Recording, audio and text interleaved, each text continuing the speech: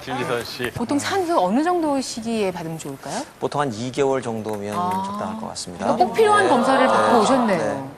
자, 과연 그 김지선 씨의 결과는 어떨까? 예, 한 가지 한번 열어서 확인을 해보도록 할까요? 네.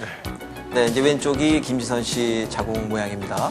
그래서 자궁 크기도 정상이고요. 자궁 내막도 아주 깨끗합니다. 그런데 오른쪽에 있는 것은 이제 출산 후에 태반이 잔류되어 있는 상태입니다. 그래서 저렇게 태반이 잔류되어 있는 경우에는요, 산후출혈이 많을 수 있고 또 저기 염증이 생기면 다음에 불임의 원인도 될 수가 있습니다. 그래서 반드시 수술적인 치료가 필요한 경우도 있을 수 있습니다. 저게 지금 김지선 씨 경우는 아닌 거죠? 네, 좌측이 김지선 씨고 이제 깨끗해지고. 이거는 어떤 딴 예종. 네. 태반이 남아있을 수가 저도 있네요. 지금 깜짝 놀랐어요. 자, 다음은 이제 관절 엑스레이 사진입니다.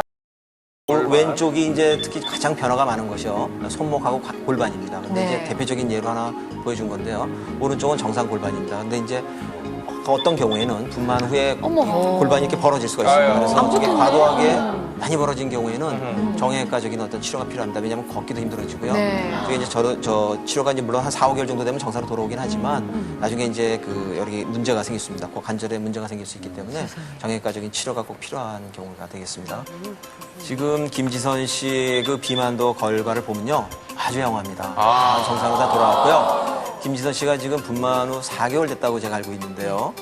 사실은 좀 미리 받아봤어야 되는데 그동안 안 받으셔가지고 검사를 다 했습니다. 네. 그래서 봤더니 다 정상이고요. 김지선 씨는 근육이나 또는 그 체지방이나 이런 것이 아주 거의 평균 수준에 있고 다만 체지방이 약간 제일 상한 쪽에 있거든요. 그리고 아까도 말씀드렸지만 그 부종 지수가 한 0.2 정도가 조금 높습니다. 그래서 사실은 이 정도면 굉장히 회복이 잘 되는 편이고요. 그래서 점수를 보자면 네. 김지선 씨의 산후 건강 지수. 준비하시고. 일단 9가 나왔네요. 네. 자, 식단이. 아유, 빨리. 식단이. 자, 설마. 99? 뭐야? 69? 뭐야? 100점 만점에 89점. 그래서 만일에 이게 한 2개월 정도 됐다면 한 99점 줘도 되는데 네. 지금 4개월이 지난 상태에서 부정지수가 좀 남아있고 체지방이 조금 남아있기 때문에 이 정도. 그러나 제가 아주 아직 붓기가 다 안 빠져가지고 조금 뚱뚱해 보이거든요. 이해해 주세요. 예. 뭐 마음에 드시죠? 네, 만족하시죠? 네. 예. 선생님도 잘생기시고. 점수도 추가하겠습니다. 이런 식으로 되는. 자, 출산 후에 여성 몸의 변화. 저희가 5대 변화를 이제 꼽아놨고요. 공개가 된 사진입니다. 임신하고 이렇게 아름답고 멋진 여성의 모습. 저쪽은 이제 또 출산 후의 모습 이렇게 준비를 해봤습니다. 자, 자궁의 경우 임신 중에는 1kg? 그래요? 그렇다면 출산 후에는 어떤 몸의 변화가 있죠? 한 3, 40% 주는 거. 이건 자궁의 무게만을 따질 때 그렇다는 얘기죠? 네, 네, 그렇죠. 그러니까 내용물은 빼고요. 네. 자궁 자체의 근육의 무게만 따진 거거든요.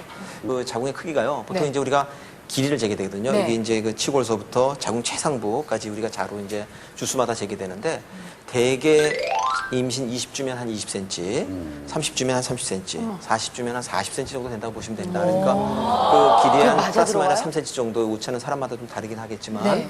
주수 정도로 치골에서부터 자궁 상부까지 길이를 재면 그 정도씩 늘어난다. 이제 이 임신 중에 호르몬이 증가하면서 이 멜라닌 색소가 참 침착하게 돼요. 그래서 보통 이 까만 선이 나타나게 되죠. 이걸 우리가 임신선이라고 하는데 임신 중에 좀 까매졌다가 임신 끝나면 대부분 좀 옅어지긴 하지만 좀 남아있는 경우가 많습니다. 보통 임신선이라고 얘기를 하고요. 또 하나 대표적인 것이요. 배가 이제 늘어나면서 피부가 이제 이완이 되겠죠. 이완이 되면서 피부가 약한 부분이 터지게 됩니다. 그걸 보통 우리가 이제 튼살 보통 이렇게 얘기를 하죠. 굉장히 심한 네, 경우인데요. 그래서 이 튼살은요 피부의 탄력성 여부에 따라 다릅니다. 그래서 뭐 어떤 분은 연고를 막 바르고 뭐 마사지를 하고 하면 좋아진다고 생각하지만 사실은 저건 가족력이 많습니다. 그래서 어머니나 또는 언니가 텄던 경우에는 대부분 틀 수 있다는 걸 알고 계셔야 됩니다. 그래서 사실 저 연고가 잘 개발이 되면 돈을 많이 벌 수는 있겠지만 아직까지는 그걸 100% 예방할 수 있는 약은 없다고 보시면 됩니다. 그 긴장도가 그게 뭐예요? 왜 아파지나요? 딱딱해져. 예민해지고. 그쪽 한번 선생님 떼주시겠습니까? 예. 출산 후에는 출산 후에 유선이 확장이 되는. 출산하나 동시에 우리 프롤락틴하고 옥시토닌 두 가지 호르몬이 증가되면서 바로 이제 유선이 확장되고 젖이 분비되죠. 그래서 초유가 한 4일 정도 초유가 나오고 5일째부터 젖이 정상적으로 분비되는 겁니다. 요새 전몸살이 굉장히 많습니다. 이 전몸살에서 치료를 잘못하면 바로 유선염이 되죠. 그래서 유선염은 주로 이제 출산 후 한 달 이내에 가장 많이 옵니다. 근데 유선염, 이 유방염은 굉장히 심한 병이에요. 보통 한번 걸렸다면 한두 달 치료를 해야 됩니다. 그래서 바로 이 전몸살이 중요한데 우리가 젖이 하루에 100이 생산되면 100이 다 나가야 됩니다. 아기가 70을 먹으면 30을 짜줘야 되죠. 그런데 바쁘다 보고 잘 모르니까 하루 이틀만 걸리면은 젖이 굉장히 부풀어요. 너무 아파. 손을 못 댑니다.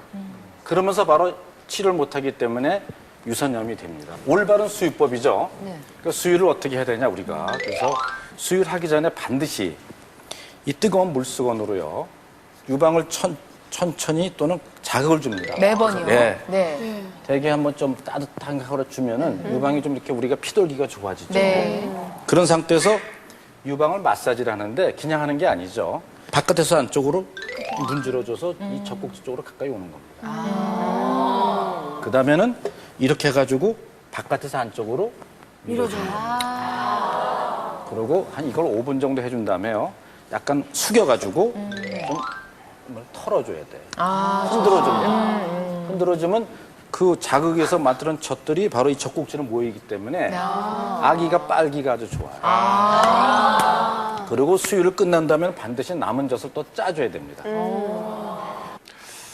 자, 다음은 이제 머리카락에 대한 변화인데요. 좀 맞히기가 어려우니까 제가 한번 열어드릴게요. 임신 중에는 이렇습니다. 휴지기 모발 5%. 임신 중에는 우리 여성 호르몬이 나오는데 이 여성 호르몬이 에스트로겐이라는 호르몬이 나오면서 모든 머리카락을 휴지기로 들어가기 전 상태로 그냥 유지시킵니다. 그래서 임신 중에 머리카락이 잘 안 빠져요. 근데 이제 그래서 임신 많이 빠지네. 하고 나면요. 65%까지? 약 25%에서 60% 휴지기의 상태가 빠지기 때문에 일시에 머리카락이 그냥 본물 터지듯이 다 빠져버리는 겁니다. 그래서 이것이 머리카락이 더 많이 빠지는 게 아니라 사실은 그 전에 있다가 머리가 빠져야 될 것이 빠지지 않고 유지하고 있다가 산후에 머리가 한 번에 빠지면서 산후탈모증이 나타나는 겁니다. 그럼 그래서- 머리가 빠지면은 그게 언제 다시 네, 그래서 그 시기에 모발 관리를 잘 해야 또 여성도 사실 대머리가 있습니다. 그래서 대머리가 시작되는 시기이기도 해요. 사실 이 시기가 그래서 관리를 잘 해야 되고 특히 뭐 파마를 한다든지 산후에 그 시기에 염색을 한다든지. 염색한다든지 또는 머리를 너무 많이 빗는다든지 그 뭐 약 같은 걸 너무 많이 쓴다든지 피부 자극을 주면 오히려 더 많이 빠지게 되죠. 산후가 네. 말 못할 고민이 뭘까요? 예, 김상수 씨. 살이 안 빠져서 말 못할 고민이. 살이 말할 안 수 빠져. 있지 그거는.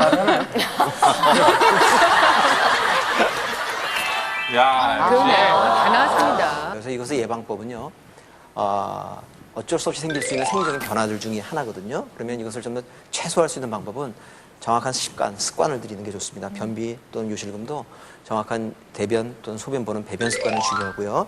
그다음에 이런 청결이 되게 중요하겠죠. 청결이 해야 되겠고 또 운동요법이 있습니다. 이제 운동을 함으로써 우리 이렇게 늘어났던 근육, 약해졌던 근육들을 다시 강화시킬 수가 있어요. 그래서 그런 운동요법이 굉장히 산후에 중요합니다. 자, 그럼 이제 하나 남았습니다. 산후 후유증 1위입니다. 누구나 꼽게 되는 산후 후유증 1위. 뭘까요? 산후 후유증, 우울증. 체중일까 아마 체중. 체중. 비만? 비만. 비만. 산후 후유증 하면 또 혹시 남편이 바람피. 남편에게도. 그런 거